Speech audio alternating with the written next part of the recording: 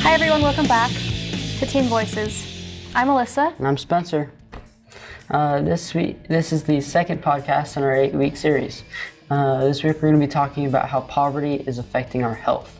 This is more about the poverty in our communities and how it affects our lives. So Spencer, what do you think some of the necessities are? Just to survive, what are some necessities? Well, obviously your food and your water. Yes. I also think that medical attention, like periodic doctor's appointments, and as long as being on top of your medical situation.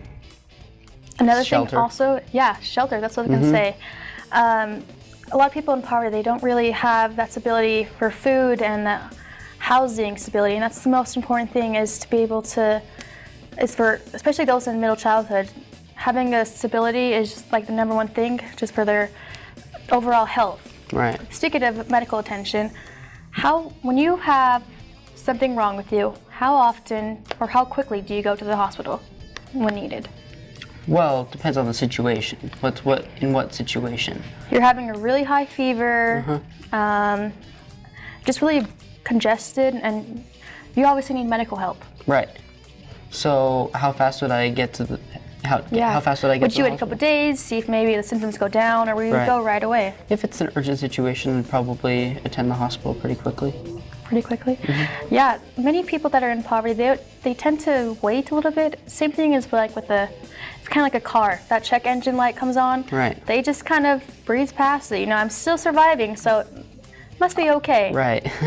But it's not always that case, and so it's why we wait a couple days until we head to the hospital. We had to talk to the doctor just because we want to, especially with ambulances, there's so much money. It's so much cheaper just to hop in a taxi than get on an ambulance. And it's so sad because we shouldn't have to wait to get help. We should feel like we don't have to wait till we get to that point where we have to. You don't have to be in survival instinct all the time. You should just be able to fix your problems when those problems occur, be able to tackle them. Mm-hmm. Yeah. Right. And I think that sometimes when people in poverty get into that survival mode, they're not thinking about those other problems that are more advanced. They're just thinking about the here and the now and trying to be able to try and ignore the little things and focusing on the biggest things. Yeah, those in poverty usually, like almost always in survival mode. Those that in like different backgrounds, higher economic status, they are thinking about their future, thinking about their health. And those that are in poverty, they're usually thinking about what am I going to eat? What am I going to feed my kids next? How am I going to pay for this bill? How am I going to have lights up above me? I guess that comes into the mindset, right? Mm-hmm. And I think that plays not into just your physical health, but your emotional health as well. Yeah, when you're in poverty, I can't even explain the amount of stress that you experience. I'm sure. Yeah.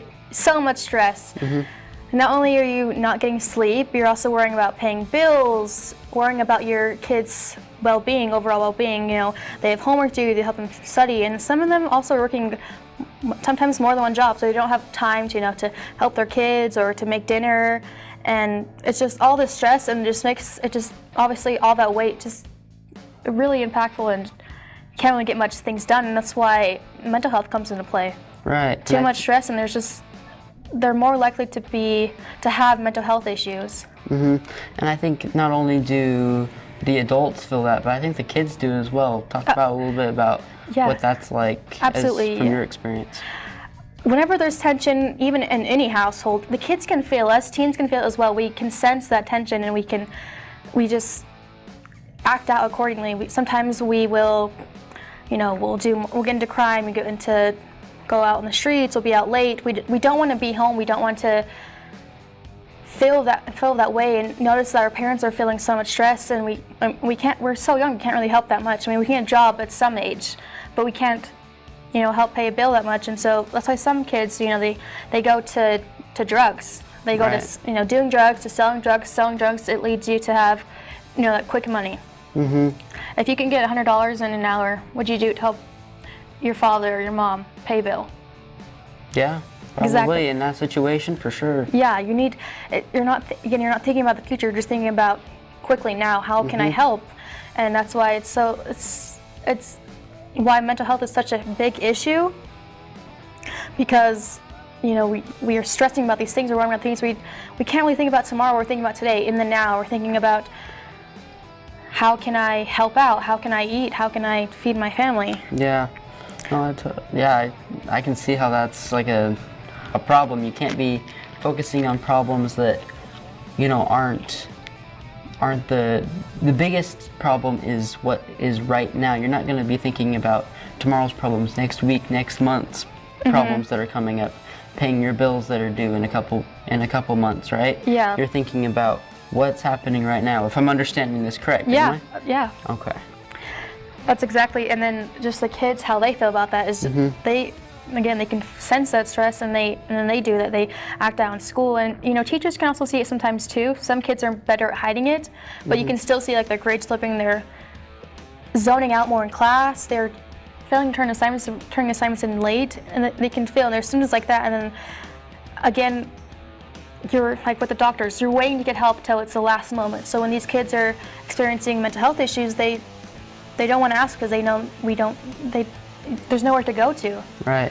And that's why I work so hard with Circles to reaching out to these youth, all the youth in our program, and just seeing how can I help, because sometimes they won't tell their parents again. They won't tell them because they wait so long to go to the hospital. Why would they worry about me so much? Right, and I'm sure in their point of view, their parents are worrying about they have their own problems. And they don't have time for my problems from their point of view.